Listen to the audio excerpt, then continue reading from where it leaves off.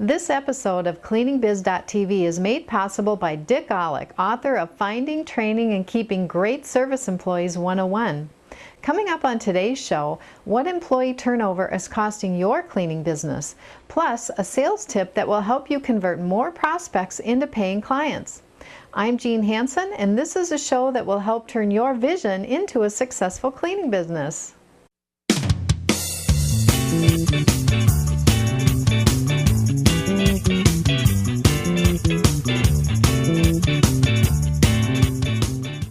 What is employee turnover costing your cleaning business?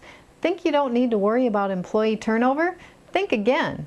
Whether you have 2 employees or 100 employees, high turnover can quickly eat up your profits.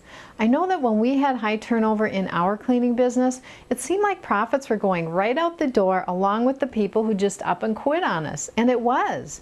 Some employment specialists suggest that it costs you anywhere from $500 to $2,000 per employee. Now this does include the cost of recruiting, orientation, and training. In speaking with cleaning company owners, the cost in our industry is somewhere around $500 per employee. So that's the number I'm going to use in the examples I'll show you in just a minute.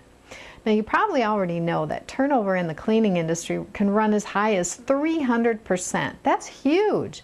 And what that means is that you are hiring and training 3 employees for every 1 employee that you retain. So if you maintain a staff of 10 employees on average, you'll be sending out 30 W-2s at the end of the year. Employee turnover doesn't paint a pretty picture when it comes to your bottom line, does it? So let's run through some numbers to see just what it's costing you. So in our first example, to maintain a staff of 5 employees at 300% turnover, you'll be hiring and training 15 employees. That's 10 extra employees that you turned, and it's costing you $5,000. We got 10 employees times $500. Example 2, to maintain a staff of 10 employees at 300% turnover, you'll be hiring and training 30 employees. And those 20 extra employees that you turned cost you $10,000. And in our last example, to maintain a staff of 30 employees at 300% turnover, you'll be hiring and training 90 employees. Those 60 extra employees that you turned cost you $30,000. Wow. Most cleaning business owners assume that high employee turnover is a fact of life and something that they need to live with. Have you ever heard anyone say this expression, hire slow and fire fast? Well, we learned that lesson a long time ago, and cleaning business owners who follow this belief know that high turnover doesn't have to be the norm. They've decided to focus their time on putting hiring systems into place and not hiring just any warm body. You know, if you think about it, that $30,000 in that last example could be money that you could spend on a salary for an office manager or even an operations manager. Now, how positively would that affect your bottom line? Let me share a few hiring tips that made a big difference in reducing our employee turnover. Number 1, hire the best and avoid the rest. Don't cave into temptation of hiring a warm body just because you need someone right away. I guarantee you'll regret it. Number 2, provide career development and let applicants know that you can have a career in this industry, not just a paycheck. Even if you hire primarily part-time employees, they'll never know that this can be more than just a temporary job unless you show them the career opportunities available to them. 3, be flexible.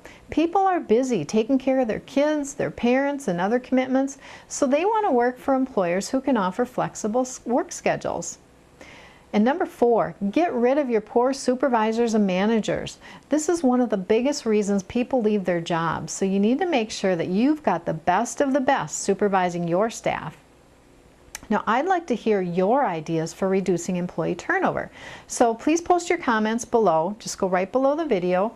Now, before we move on to that great sales tip I promised, I'd like to take a moment to tell you about Dick Olick's book, Finding, Training, and Keeping Great Service Employees 101.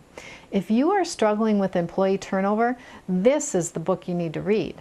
It's a detailed how-to book of ideas that actually work, plus it includes a hiring process manual, an employee policy manual, and sample job descriptions. You'll find it at the link right below the video. Coming up next, the 3 things you need to do to get your sales letter read. Have you ever stood over the recycling bin and tossed out junk mail?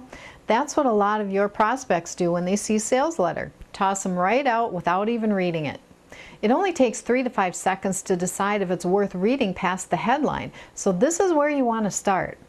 You need to create a compelling headline that captures their attention and makes them want to keep reading. I've seen cleaning companies write really lame headlines like, "Need a new cleaning service?" That does absolutely nothing to capture their attention. But asking a question is actually a great technique for writing a headline. You just need to make sure you're asking the right question. Here's an example. Can your cleaning company pass this simple 2-question test? Makes you wonder what the 2 questions are, doesn't it? Wouldn't this type of headline make you want to keep reading, if only to find out what the questions are that you should be asking your current cleaning service? The second thing you want to do to get your sales letter read is to make a solid offer. Now, the offer doesn't necessarily have to be a discount on your services. Instead, you might tell them to call and schedule a free quality control audit. Think outside the box on your offer. Just make sure it's something that the prospect would consider worth their time and money. The third thing you need to do is offer proof that what you say is true. This could be in the form of a testimonial or a rock-solid guarantee. People are more willing to try out your services if they know others are happy with the work you do. So there you have it. If you can do all these 3 things in your sales letter, you're one step closer to getting your sales letter read, instead of having your hard-earned money dollars thrown right into the trash. That's it for today's show, and remember, everything you learned on today's show works, but if you want it to work for you, you have to take action. Now, if you'd like more personalized help and resources, be sure to sign up for membership to either thejanitorialstore.com or myhousecleaningbiz.com. I'm Jean Hansen, and you can find me on LinkedIn, Facebook, and Twitter. Just look for the links on this page. And remember, inaction may feel safe, but action can move mountains. See you next week.